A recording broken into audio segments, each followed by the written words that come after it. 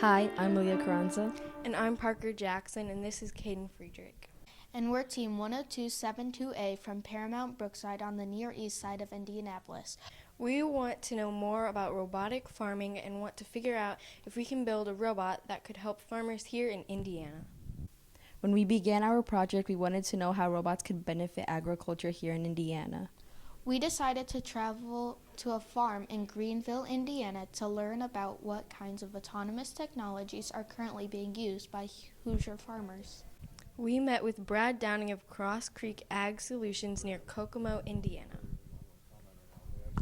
We asked him about what kinds of autonomous technologies he uses on his farm. So this is basically a main control screen. I can go in and I can choose any field I want. I can choose, whatever I want to have for the farm. I can choose my auto steer, so you can have straight track, so it's straight back and forth. You can have swap track, where basically it jumps every other pass.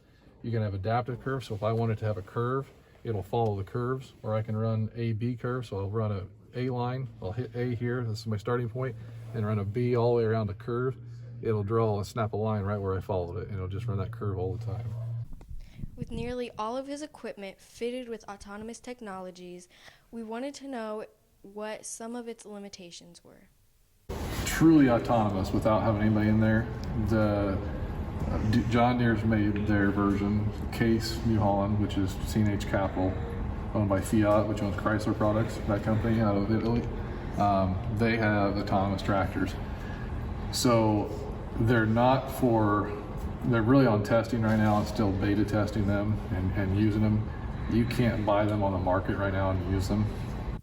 Although tractors can steer and navigate on their own, they cannot currently detect obstacles in front of them. Right now, a farmer still has to be in the cab to make sure the equipment and people stay safe, but that could change in the future. I doubt we have tractors they may have cabs just so we can move them down the road, but ultimately speaking, it'll be all autonomous. We'll control it from an iPad or something from our truck.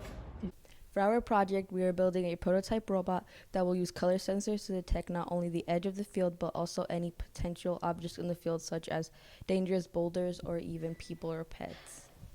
We set up our robot on our demonstration field using Robot C. We programmed it to plow a field and stop if it encountered a foreign object. Yes.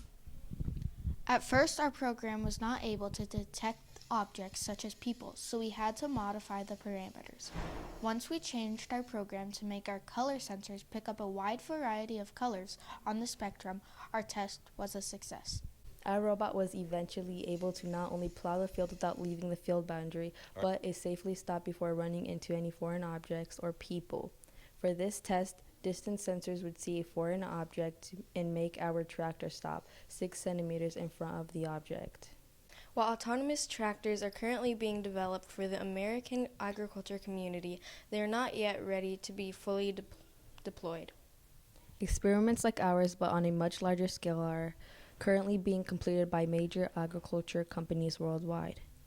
Eventually, this technology will be ready to implement in Indiana and will further change the way Hoosier farms operate.